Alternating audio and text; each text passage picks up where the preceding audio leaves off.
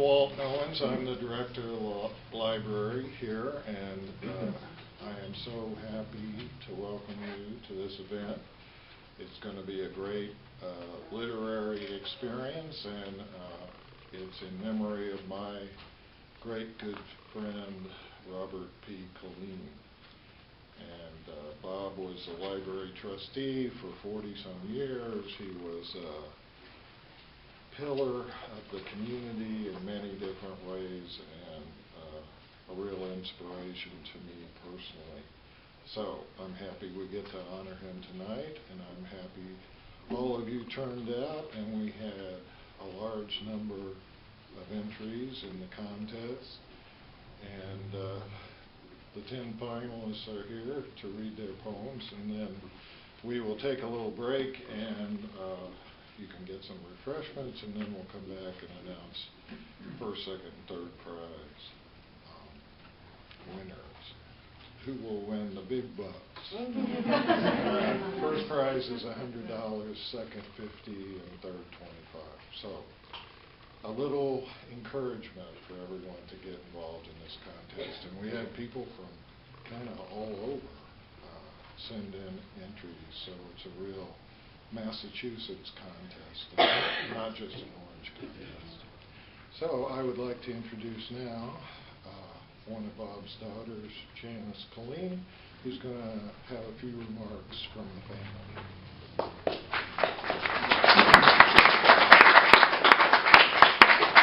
Take this opportunity to thank you all from our family, and I especially want to thank the Friends of the Orange Public Libraries for honoring the memory of my father with this annual poetry competition.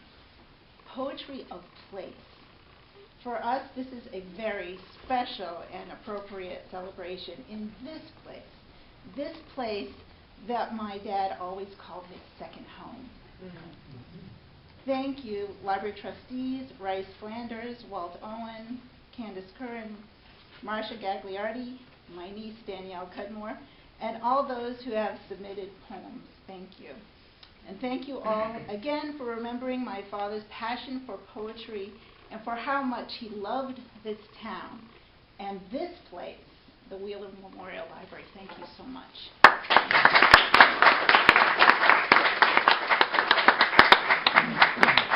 Okay, so I am very pleased also to introduce one of Bob's good friends and a publisher of some of his works, and a writer and producer of books, and so also a great friend of libraries in general. So, Marcia Gagliardi, who was a judge for tonight's contest, and will read Bob's signature poem, I guess you'd call it, The Town and the River. Marcia.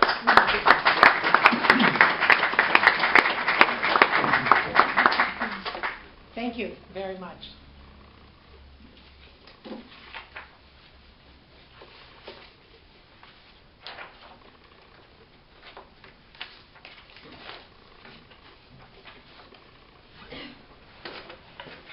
The Town and the River by Robert of Orange. A hardscrabble New England mill town with decaying factory buildings. That is one way to describe it. Not original, but the newspaper reporter was in a hurry, passing through, and wanted a quick impression to hook the reader's attention and to show solidarity with the working poor. Who knows? The frisson of recognition might happen. Satisfied that he had caught the spirit of the place, if nothing else, he moved on to a more important story. What he did not see was the river. The way it sweeps into town with its burden of sky, clouds, sun, moon, stars, birch trees, factory buildings, fire station, and neon Michelob signs, disappears under the bridge, emerges again, gathered and concentrated as it approaches the dam, and then leaps sparkling into the imagination, where years later the observer can hear the thunder of roiled water. The river, its power undiminished, flows through dreams, daydreams, and memories until it reaches the ultimate sea. For as long as I can remember, I have stopped to look at birch trees growing along the river above and below the dam.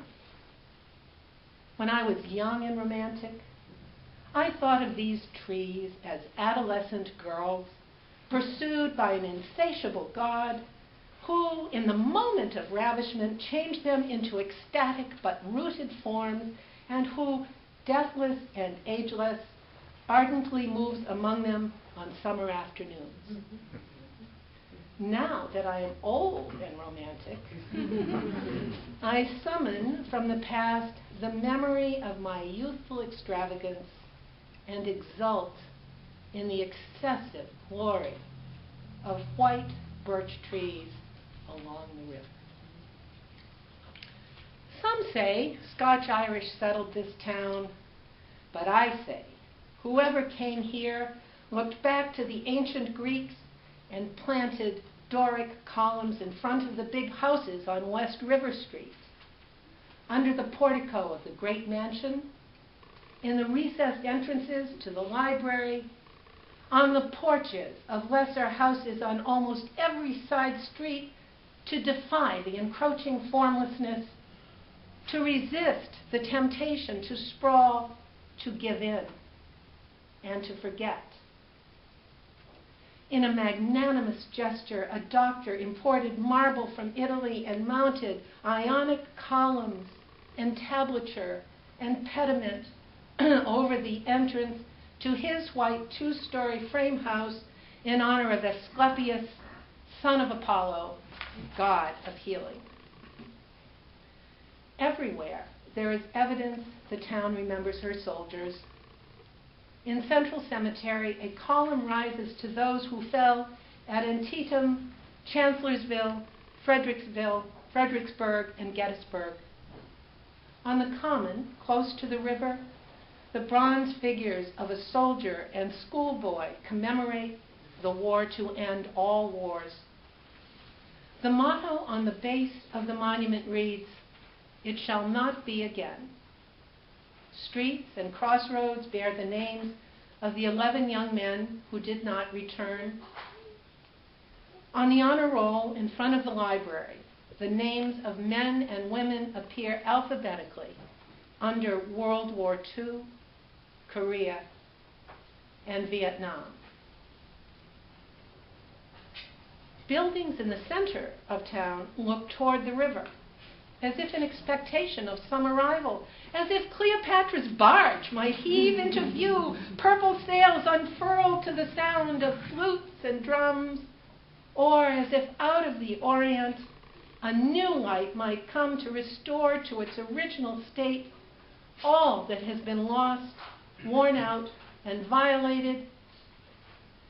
Standing on the bridge at dawn and facing east, as the wind shifts and slides over the dark water, I have often imagined it is June 1914, that the world has not taken the road to slaughterhouse of the Somme and Verdun, and that fire and sword, to use outmoded symbols, have not consumed and wasted the blood and treasure of nations. These are the tears in things. The barge, we know, will not come, and the past cannot be undone. The slow work of decay goes on. Dry rot gnaws the sills, paint peels and broken windows, vandals havoc, get boarded up. What is seen sees. The river looks up at us, takes in who we are, what we do, and in flowing on, remains what it has always been, barrier, frontier, passage, provider of power, dreamer's mirror. To cross the bridge 2, 4, or 6 times a day is to reenact the great migrations, for rivers stand between today and tomorrow, who we are and what we will become. That we are ignorant of what we do changes nothing. We, who are never the same, cannot cross the same bridge twice. Everything flows over and under the bridge, and the river ceaselessly whispers its secret name.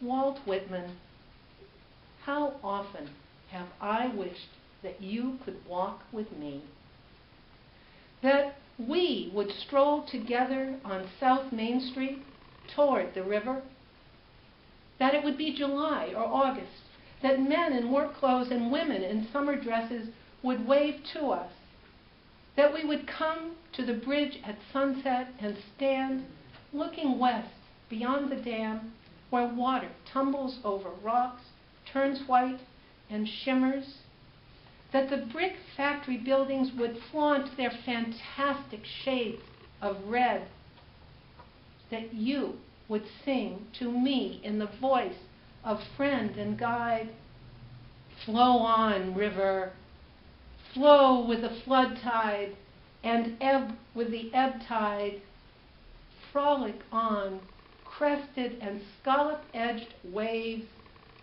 gorgeous clouds of the sunset, drench with your splendor me, or the men and women generations after me, and that you and I, Walt Whitman, would stand alone on the bridge and wait for the night to come. The Foursquare Savings Bank faces south and waits for the sun, an architect's blind tribute to Picasso, Braque, and Mondrian. I have seen the midday sun transform this cube into a burst of gold so intense that I have had to shield my eyes from its reflected fire. Interest and credit? What are these compared to a moment in the sun? Do not be concerned about encouraging the useful, Goethe said.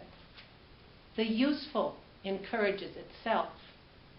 Encourage beauty, even if it does not endure.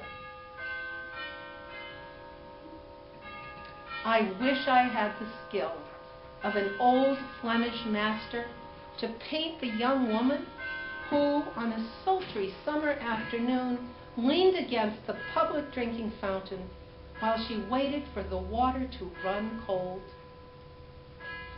20 centuries of Western art concentrated in her stance and vanished when she walked away.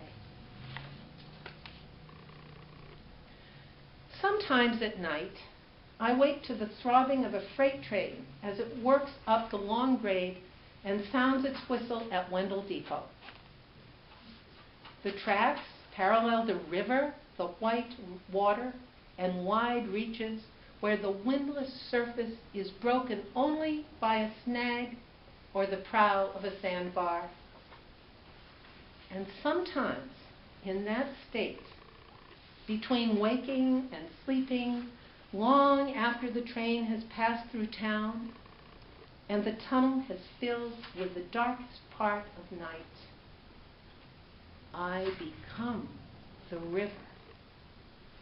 And what I know in the depths are words, images, and metaphors born on the surface, things that are and that are not, the moon and Cleopatra's barge, the birch trees and the shape-changing God, time and nothing. It is then that I return to the river what the river has given to me. The next morning, I drive to work across the bridge, over the river, past red factory buildings and the Peace Monument to the center of town.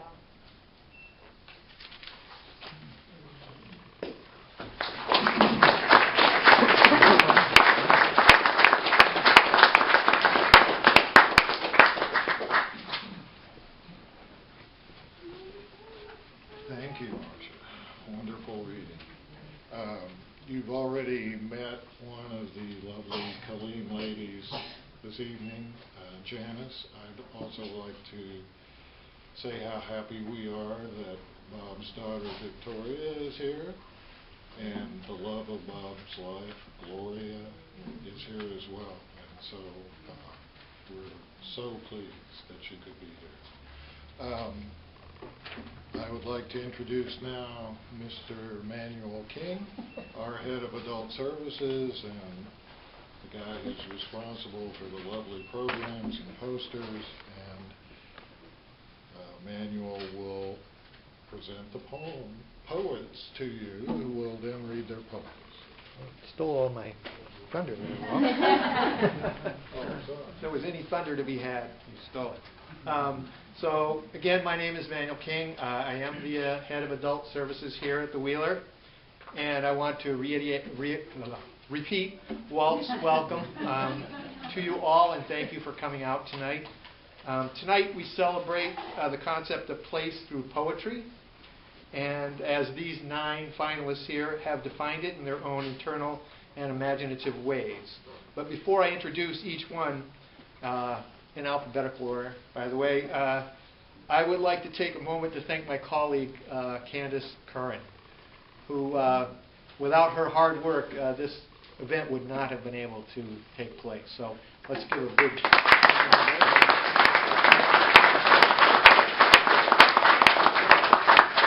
And I would also like to thank the Friends for this incredible spread that they've put out here. I hope you guys will all take advantage of that when the break comes after the readings.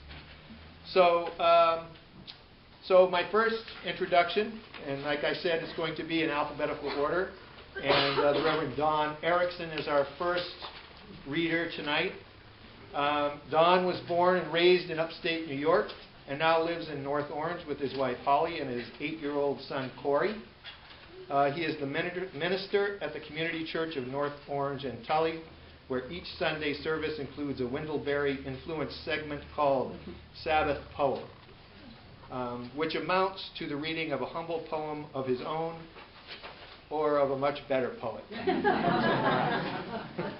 Okay, so Don, are you ready? I'm ready. All right. If I could also shamelessly bring up another library event. It is a library event at the North Orange Library. It takes place on Thursdays. It's a class about the history of American popular music. Next week is at 6 o'clock instead of 7, but we're going to be talking about country music. So 5 classes in, you won't have missed anything if you join us for that one. So please do.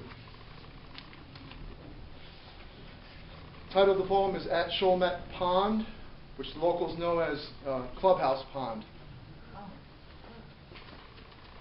Stronger winds have surely visited here, this pond shore spot where now leaves and pine needles sink to the bed and soften the ground beneath. These trees reaching to the sky as if arms stretched out to receive something. These winds come in blusters, as winds often do. They make the trees sway from sunlight's side to more shade.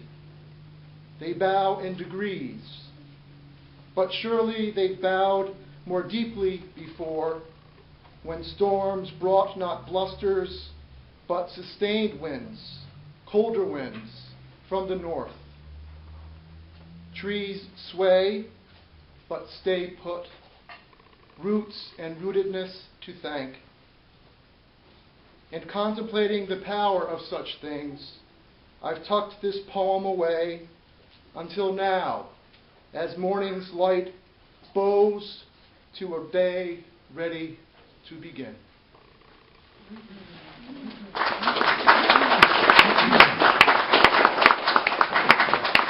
you, John. Our next poet is Amy Fagan, who is a visual artist specializing in the traditional art form of manuscript illumination. Her body of work represents a meta-modernist approach to the materials, techniques, and theoretical principles used in manuscript illumination for contemporary consideration. She is the author of Beyond Genocide, an emerging series of illuminations narrating a visual perspective on global incidents of genocide and mass violence. Amy served on the advisory boards of the International Association of Genocide Scholars and has regularly published editorials, reviews, and essays on genocide, art, and the 21st century expression and education. Amy? Thank you. Good evening, everybody. Thank you for this wonderful opportunity. Hello, Debbie. I see so many faces of people that I haven't seen in a long time. I really appreciate the opportunity to share what really has just been a fun experience for me. I'm not really, poetry isn't something that I've made an effort at over the years, but Facebook had turned out to be an amazingly creative venue for short, concise expression, and for quite a few years I rendered haiku poetry on Facebook and lost interest because nobody liked poems. No, I shouldn't say nobody. You get one or two likes, but just, people weren't interested, so I just kind of lost my muse. But so these three poems are haiku from that series that I endeavored with for several years. So does everybody know what a haiku poem is? Everybody's nodding yes. Okay. So I'll read the three. Rain patters gently in the hour before sunrise to slumbering earth. Late winter ice storm encasing bowing branches, snapping my patience. Kurdish wildflower, cardamom and rose water, caught between two worlds.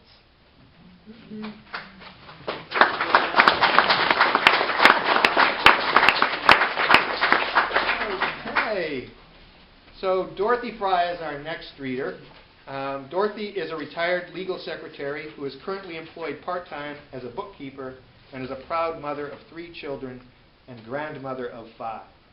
Together with her husband, she volunteers for Second Chance Boxer Rescue by being a foster home for purebred boxers.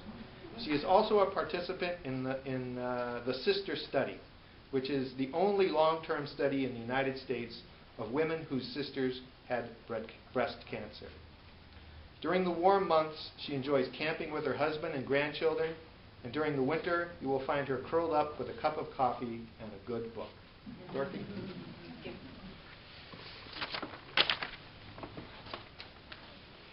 Good evening. My place. I am on my hands and knees. Blood is pouring from my nose. It pools on the shag carpet. He bends to sit me up and tips my head back. I sputter and cough. Let me go. I am drowning in my own blood. My children's scared little faces appear at the top of the staircase. Get back to bed, he yells at them, and they hurry away. Let's go to the hospital.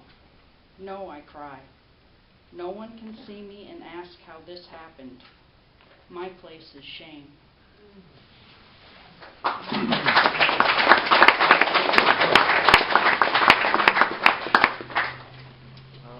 Our next reader is Adri Lester. Adri writes and works with herbs in western Massachusetts. Her work has previously appeared in Peregrine, Albatross, and Ibbotson Street Review. She studied creative writing at Bennington College and at the SC Governor School for the Arts and Humanities. Adri?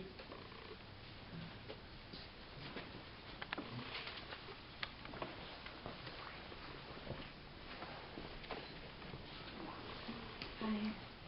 sorry, I have a frog, so I'll do our best. In the liminal, the woman, a ghost, tries to walk back in to her body, but it does not want to be reclaimed. In the forest, she gathers what shreds she can: robin's egg, wolf teeth, pine needles and moss, mica and bear claw, petals of wild rose, root of burdock. She climbs into a nest of rabbit fur and wintergreen. She breaks open the marrow of a raven. She begins to sing spirit back into flesh.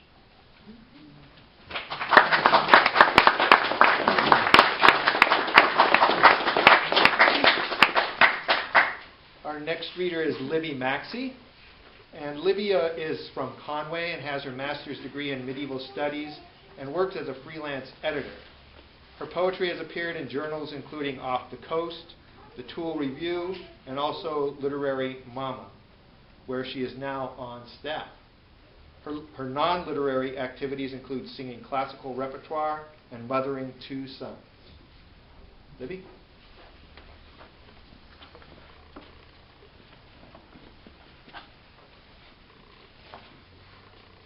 The post office.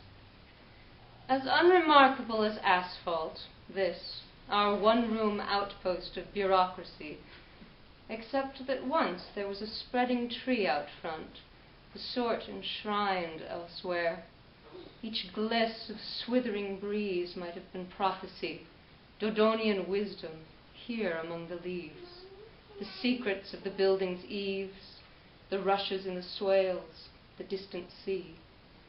We'd pull around beneath its canopy and slip our sacred papers through the slot, an ancillary mouth, entrusting there no offerings to sylvan deity, but only checks and forms, each mortal jot assuring fate it was our own affair.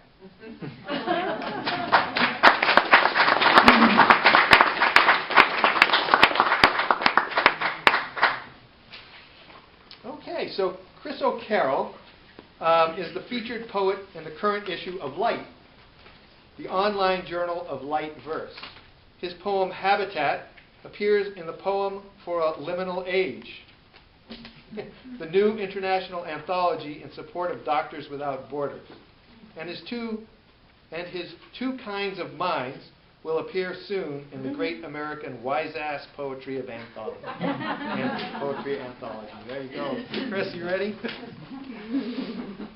Thank you, Emmanuel. I am a Massachusetts boy, born and bred, but for 20 years, my wife and I lived out on the Great Plains. She was teaching at a university in Kansas, so we got to know a whole new landscape, a whole new rhythm of the seasons, a whole new place on the face of the earth. And this is a poem from Out on the Prairie, Spring Burning. As sharp as last month's frost, smoke's pungent sting gives notice of a vivid crop tonight, the prairie's first and briefest blossoming. Outside of town, dark pastures bloom with bright, benign destruction to arouse chilled earth, incinerate invasive brush and weed, and strew nutritious ash that aids rebirth of lush green acreage where cattle feed. The burn grabs hold with dry, hot fangs and claws. With roaring appetite, it rends and gnaws, while from a nearby wetland mating ground, we hear the no less eager courtship sound of spring peepers who counterpoint the flames with pulsing choruses of their own names.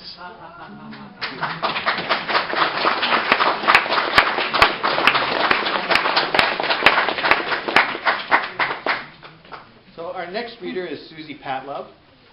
Susie was a 2008 finalist for the Massachusetts Cultural Council Award. Her work has appeared on NPR's The Writer's Almanac and in Ted Kuzner's column American Life in Poetry. Her book, Quickening, was published by Slate Roof Press in 2007. Susie?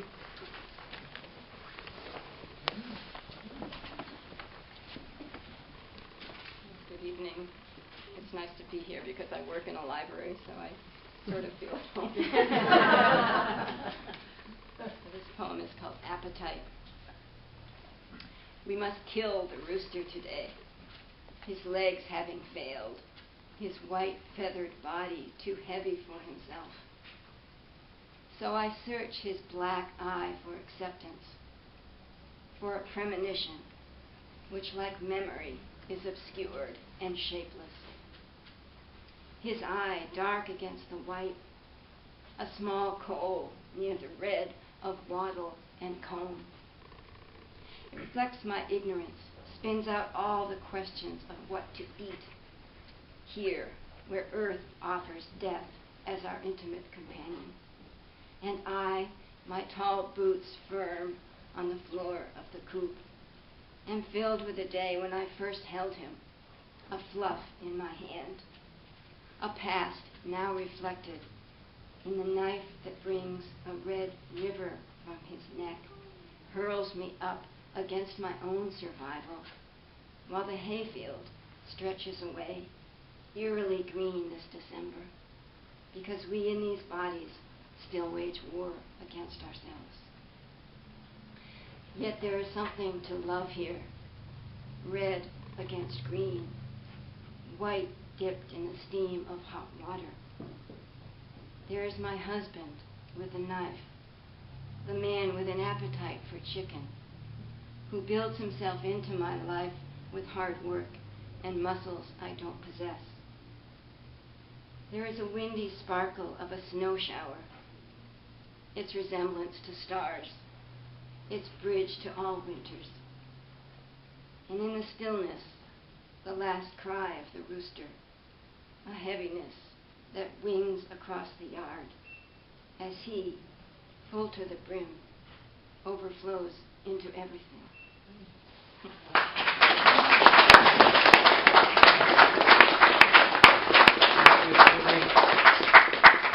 Okay, our next reader is Cindy Snow. And Cindy's writing has appeared in Massachusetts Review, Peace Review, and the Worcester Review, and her poetry has been nominated for a pushcart.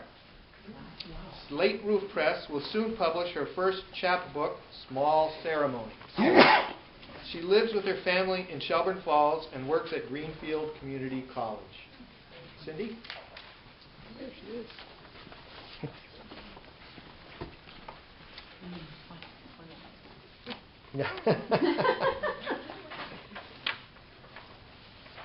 So this poem is part of a series I've been writing. It seems like forever now because it's hard to fit in poetry with the rest of life.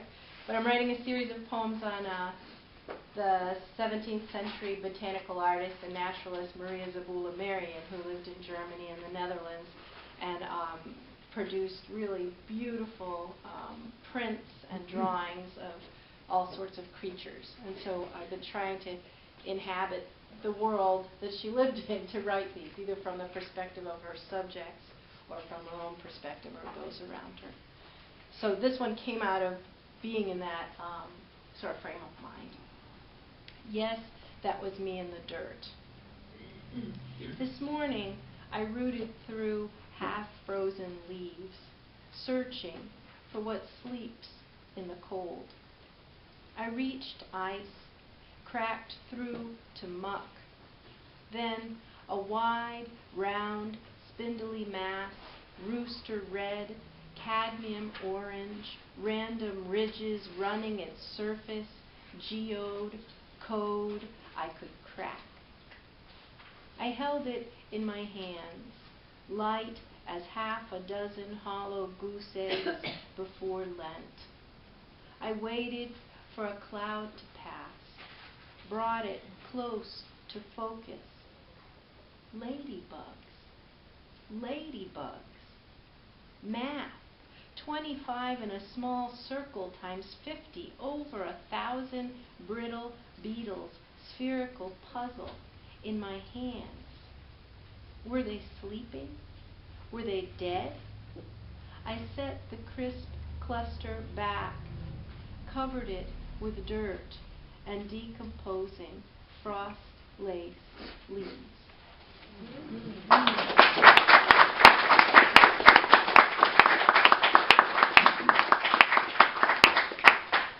And so our last reader is Gerald Yell. Gerald had 2 poems that qualified as finalist poems. And Gerald teaches high school English at Greenfield.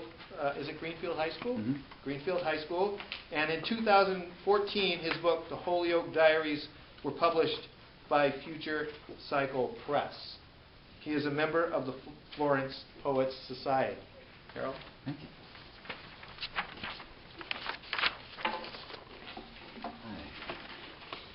Well, the first poem is about Holyoke, where I'm from. I'm from Holyoke. So it's called Rebuilding Soil. I was there when the superintendent announced plans to replace half the parking lot with a garden. Next year we'll grow corn. What we can't sell or eat at the company picnic we'll give away. Come winter we'll freeze up a skating rink and drink mulled cider. I tell you, after the losses and layoffs these last few years, isn't it time?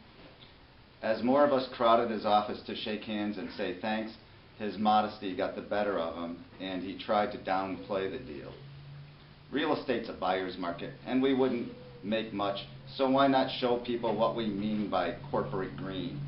His voice trailed off, the bell rang, and we trickled back to work, or stopped at various stations to grab coats and lunch pails on the way to lining up at the time clock.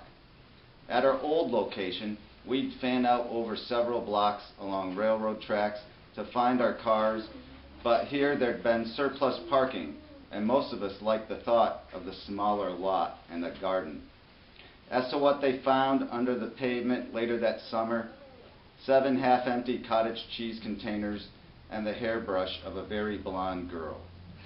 There was a fully functioning Soviet-style tractor caught in the act of bulldozing a fieldstone wall, 6 shopping carts, a climbing ivy, dirty tricks from a dead president's gym bag, claim checks from a flight that never landed, a plane that never landed, a box of ichneumon wasps, a fairy tale in a bottle, a box of unfinished symphonies, the woodwinds fresh, the skeleton of a horse, the heat and flux between abdomen and thorax, a can of mustache wax, and a cameo brooch. They found Walt Whitman, thought dead these many years. They found Patterson, a life-size replica of Seneca Falls, Schenectady, Palisades Park, the superintendent's mother-in-law, which put the project on hold while they mulled what charges to bring, if any.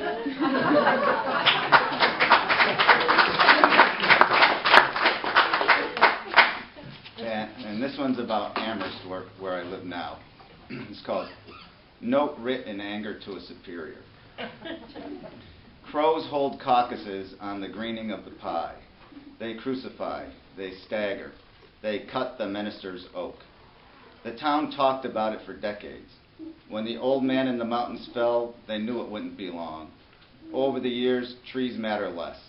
Especially true of the minister's oak. Propped with wires like some ailing primate, huge, heavy limbs hung over the sidewalk, but they were loved. Everyone had to admit they loved them, and the tree was loved. It had stood there hundreds of years near the Grace Methodist Church, a witness to the history of the town. But for decades now, its heavy limbs could no longer provide safe perches, and those who did tricks to keep them from falling began to fear the worst.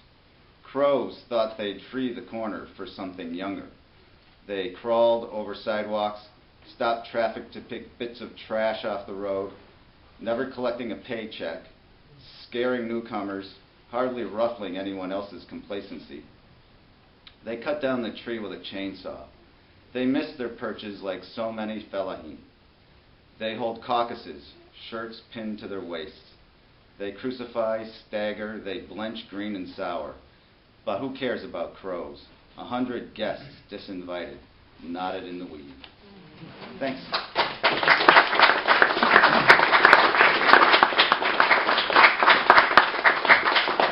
Thank you to all the readers. We're going to take about a 10-minute break. Please eat everything that's on that table over there. Nobody wants to bring anything home. So we're going to come back and we'll wait with bated breath as There's no pressure. Yeah, right. Where's my paper plate?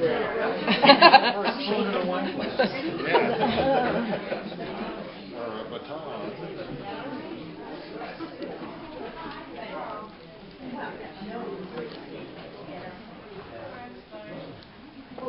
Okay, we're going to get started and announce the winners of the poetry contest, and we're also going to explain the judging and who did that. So it's my pleasure to introduce Candace Curran. She's sort of the library's resident poet, a prize-winning poet with a couple of books to her name, and she's reading this coming Monday at the Wagon Wheel in Gill. She's the featured reader, and she's notorious for her poetry. She's really a great poet. And also Marcia Gagliardi, distinguished publisher and judge for the contest. So Marcia's going to talk about the judging process, and she's got a couple of books to show you, and Candace is going to announce the winners. So, ladies. Thank you, Walt. Would you like that, sir? All right.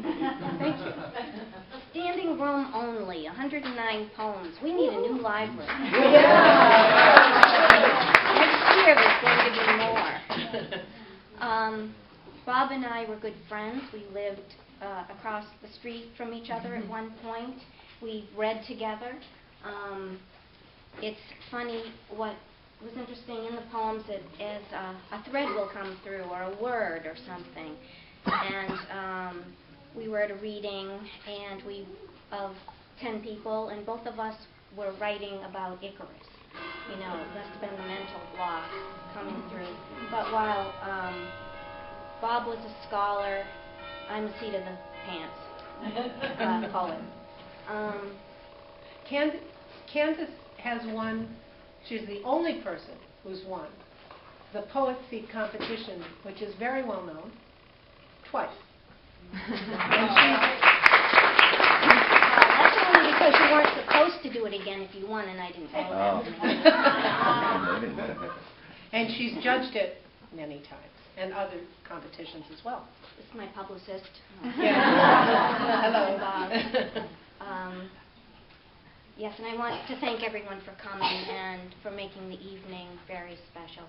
Bob's family being here makes it very special. I'm only glad that I had nothing to do with the judging. It's an impossible task. Wow. And I've been where you are, and I have won, and I have not won. And it's okay to cry. But I'd like Marcia to talk about the very unique and special collaboration between the judges. All right. The other judge is. The other judge, Danielle Cudmore, is Bob and Gloria's granddaughter, Vicky's daughter, Janice's niece. And she lives in Gothenburg, Sweden. Before I tell you a little bit about the judging, I want to step out of the sequence here for just a moment to tell you that the first time I heard The Town and the River was in 1992, when Bob walked into my antique shop carrying it and said, it was in manuscript then, I'd like to read you a poem. And I sat down in an easy chair in the office, and he sat near me in an easy chair and read The Town and the River. And I could barely speak when he was done. It was so moving. And without going into this too much, I grew up in Athol. There's a lot to love about Athol. I am not the poet Bob is. I would never be able to do Athol the justice that Bob has done, not only to Orange, but to the idea of place, and to the idea of the the universality of the river and what goes on with the river. It was a magnificent experience. And he asked me to publish his poem. And at the time, although now Haley's has 150 ISBN books, at that time I had 3 books. And he was honoring me as a local person and allowing me to publish his poem, his broadside. And I'm very grateful for that. And he would drop in occasionally, and he would tell me about his granddaughter, who lived with her mom and Gloria and Bob for a long time while she was a little girl, while she was growing up, while she was in elementary school. And he was beyond proud of her, just bursting at the seams with his, but you know, Bob was very self-contained in many ways, but he really loved to tell about what Danielle was up to. And I didn't meet Danielle ever when she was little that I remember, and did not meet her until Bob's memorial service. And it was very fleeting at that time. And then a few months ago, I guess, Candy asked if I'd considered judging this contest, and would I work with Danielle? And maybe we'd have to work long distance. And so both of us said yes. And I want to tell you a little bit about Danielle now, so you'll know who she is. I have to look at this to make sure I get it right. She has a PhD in medieval studies from Cornell University. She studied Old English, Norse, and Celtic languages, and literatures, focused on representations of the natural world. She's interested in ecology, mid-20th century phenomenology, and the poetry and shared musical repertoires of Anatolia, the Caucasus. I suppose it's okay to tell you that Gloria is Armenian, and Iran. And she currently lives in Gothenburg, Sweden, where I happen to have a couple of exchange students that I'm very fond of from years ago. So it's a funny connection, a nice connection. And where Bob's Swedish family originally comes from. And she teaches English literature now at Halmstad University in Gothenburg. So Candy provided me with 109 poems printed out, and she provided Danielle with PDFs of those poems and a deadline, and made this suggestion: if you can discard some of them after reading them, it will make the choosing easier. So Danielle had some constraints. Her mom, Vicki, was visiting at the time, and we had about a week to do this. So I took the plunge and made a list of 22 poems. And the very next morning, Danielle came back with a list of 20 poems. And of the 22 and 20, 16 were the same. Wow. So then it came to figuring out what would be consolidated and conflated. And we had some back and forth emails. Danielle suggested a couple of poems that hadn't been considered in our 2 lists. I decided to go ahead and accept one of those poems. Then she said, well, no, I don't think so. Let's go with that group of poems. So the next evening, I just took a chance at creating an order from 1 to 10 and sent it to her, and we had a little conversation, and that's the order that we agreed upon. And it was a joy. It was a joy to do this work. It was maybe not work. It was a lovely experience, and I couldn't be more honored. I'm really honored to have done this, and I thank you, and I thank the Collen family very much. Thank you.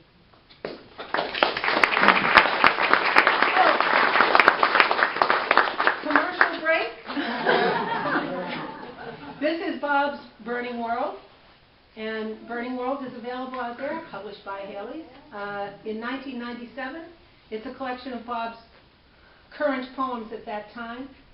It's $10, including tax, and there's an honor system out there. And then this book, which is Haley's latest book, Uniquely North Quabbin, includes articles by some of the people in this room, including Carl and Doris Bittenbender, among others. I'll probably miss somebody who's sitting here and has an article in it, but among these writings is Bob's poem, The Town and the River. It's on page 47. This one's $20, and it's also tax included. Yeah. We're killing you, aren't we?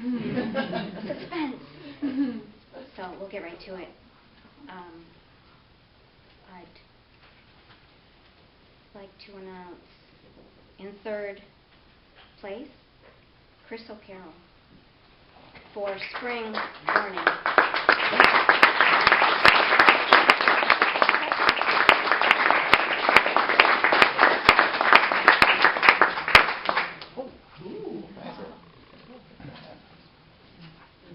Second place prize is Audrey Lester for In the Liminal.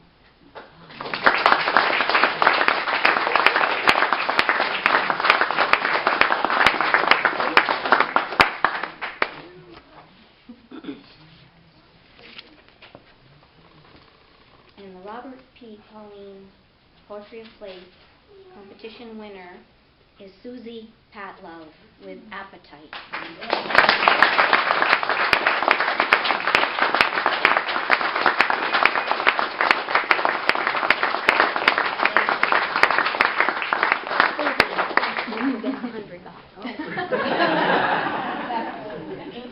Thank you all for coming. Let's do it again next year.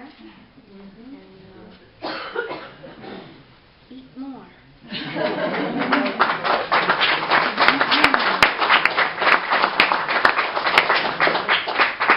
Also, I should say that we have certificates for the people that were other finalists.